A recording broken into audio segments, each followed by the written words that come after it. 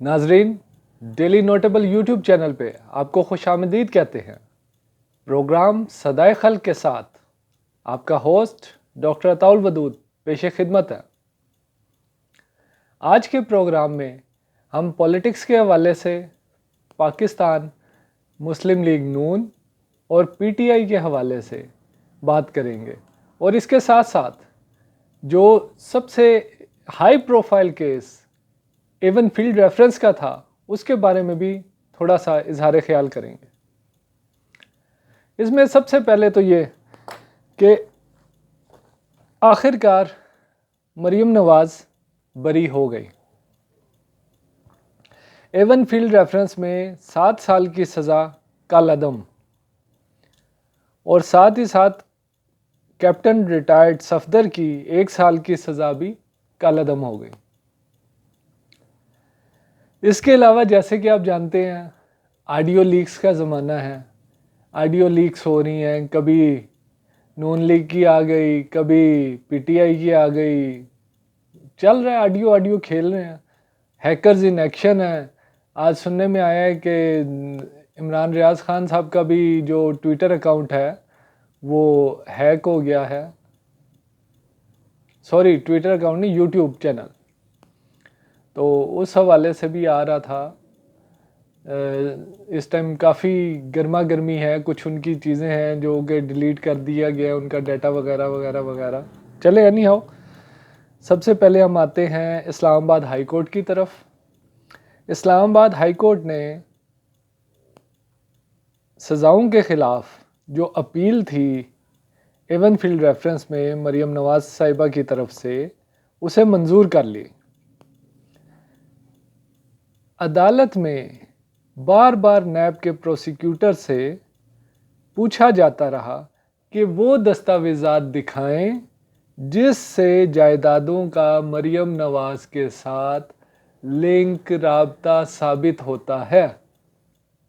ये हमारे जो कोर्ट के रिपोर्टर्स हैं, जब उनसे बात हुई तो उन्होंने ये डिटेल हमें फ्राहम की।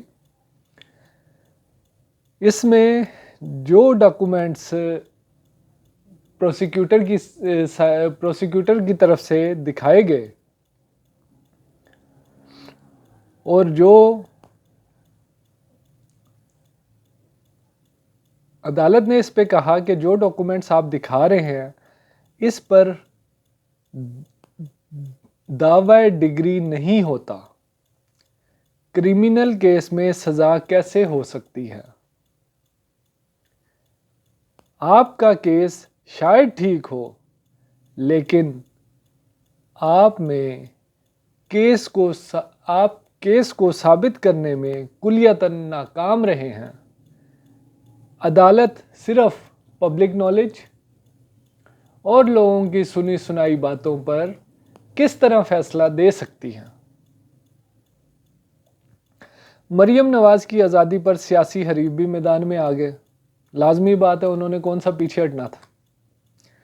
पीटीआई के रहनुमाओं ने ट्विटर पर खूब धूम मचाई। सबसे पहले शहबाज गिल ने ट्विटर अकाउंट पे लिखा, मुबारक पाकिस्तान, बाजी मरियम भी बरी हो गई। वर्ड्स देखें, शहबाज गिल साहब बड़े चुन के अल्फाज लगाते हैं। मुबारक पाकिस्तान, बाजी मरियम भी बरी हो गई, चोरी हलाल हो गई, डार साहब भी जल्द ही बरी हो जाएंगे। लगता है नवाज शरीफ साहब भी जल्द ही बरी हो जाए। सोने पे सुहागा फवाद चौधरी साहब ने तो हद ही कर दी, वो भी पीछे ना हटे। फवाद चौधरी ने लिखा, फवाद चौधरी ने तो अदालती निज़ाम पर ही सवाल उठा दिए। कहते हैं मुल्की इदारे अवाम का एतमाद खो चुके हैं। नाजरीन गौर करें, मुल्की इदारे अवाम का एतमाद खो चुके हैं। किसी के हक में फैसला दें या खिलाफ, किसी के हक में फैसला दें या खिलाफ, अवामी राय आमा में इससे इसकी कोई हैसियत नहीं रह गई। वेल डन फवाद चौधरी साहब, आपने तो माशाल्लाह। एनी हाउ, ये फवाद चौधरी साहब कह सकते हैं जी। इसके बाद असद उमर साहब का एक आया ट्विटर, उन्होंने ट्वीट की, लिखते हैं रोज़ महंगाई बढ़ रही है, रोज़ इम्पोर्टेड हुकूमत के लीडरों के मुकदमे खारिज हो रहे हैं। अरे भाई, रोज़ किधर खारिज हो रहे हैं, कौन कौन से हो गए हैं खारिज, कितने मुकदमात थे। बहरहाल वो असल मकासद जिनके लिए साजिश करके इमरान खान को हटाया गया वो ये थे। चलो जी, ये भी ठीक है। अच्छा जी, इसके बाद अली मोहम्मद ख़ान साहब, वो भी उन्होंने भी ट्वीट किया। वो लिखते हैं जिन पर केस थे उन्होंने नैब लॉ को तब्दील किया, जिन पर केस थे उन्होंने नैब लॉ को तब्दील किया, नैब लॉ को फारिग कर दिया गया अमली तौर पे। जिन्हें मुल्क से प्यार है वो पाकिस्तान का ज़रूर सोचें। और बाबर अवान साहब लिखते हैं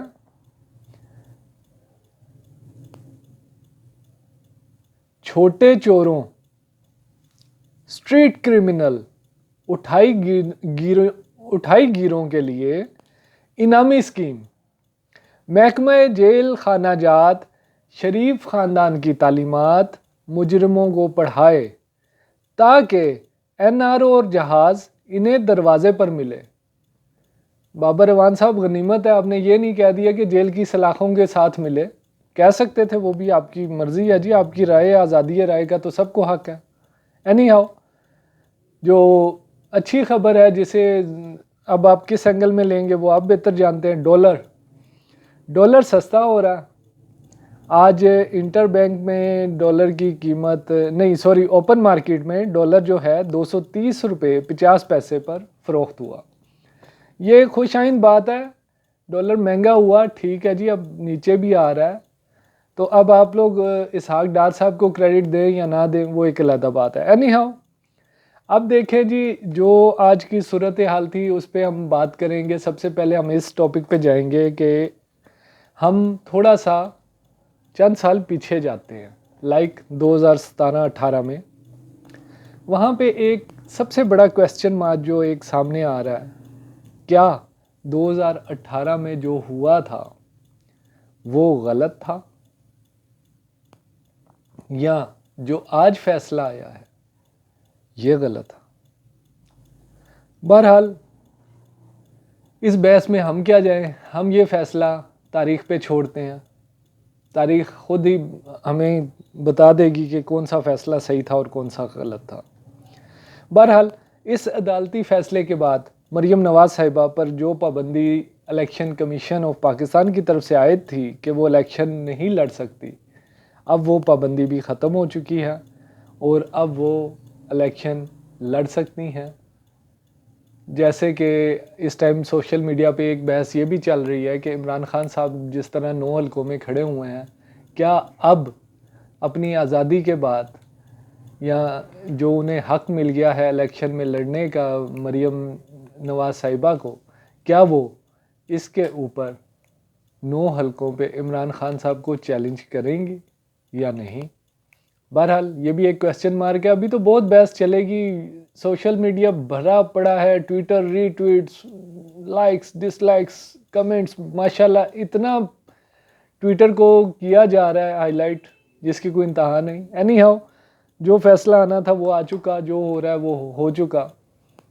अब इस ज़िमन में एक क्वेश्चन जो सामने आता है वो ये कि जैसे शरीफ फैमिली के ऊपर, शरीफ ख़ानदान के ऊपर आया था, लोगों ने तज्ज़िये किए थे, बड़े बड़े दावेदार निकले थे जिन्होंने कहा कि शरीफ ख़ानदान की सियासत अब ख़त्म हो चुकी है, दी एंड, ख़त्म शुद, अब ये आगे नहीं आ सकते।